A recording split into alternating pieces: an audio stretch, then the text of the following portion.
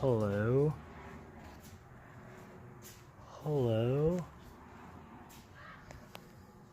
Hello? Welcome back. We're going to be doing a little project on this red 1JZ S14. And do you want to describe the plan? We're doing a DIY single turbo manifold for this 1JZ VVTI. But there's a twist. We're going to do it Plot twist. cheap and easy. Something you could probably do at home if you had some basic skills and a basic chappy or basic welder. But anyway, we're going to try and keep this as basic and easy to do as possible. That way you guys can actually use it. So I'll go ahead and give you a rundown on how we're going to do that. So the factory 1JZ VVTI comes with a single turbo, and it has this, I don't know, it's a fairly decent style log. Yeah. I mean, it's good. At least it's kind of directionalized and everything, and they have it like merged, kind of nice. But anyways, we're going to use this as our platform and make a HE 351 hull set fit on there in the most, like we said, Easiest, simplest way. It's simple. Not simple. the best way. It's the simplest. It's way. yeah, it's definitely not the most efficient way, but it still works really good. yeah. And if you want to have that top mount look without the top mount price, This is how you do it. exactly. All right, so let me get you a spot so I can explain further.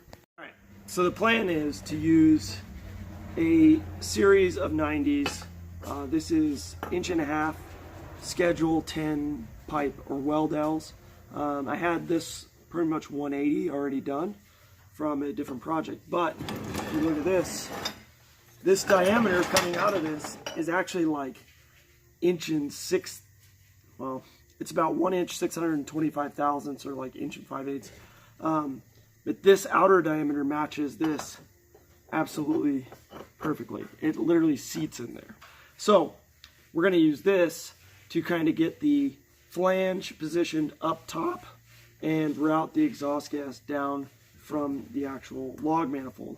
We've done this on other styles, and again, this is only for the 1JZ VVTI setups. You can do a similar tubular log with the 1JZ non-VVTI, the 2JZ non-VVTI, and the 2JZ VVTI, because they all share very similar manifold setups. This is the oddball out of all of those that has a single turbo setup from the factory. So, like we said, getting that exhaust gas up and around so that we can position that HE 351 up and out of the way.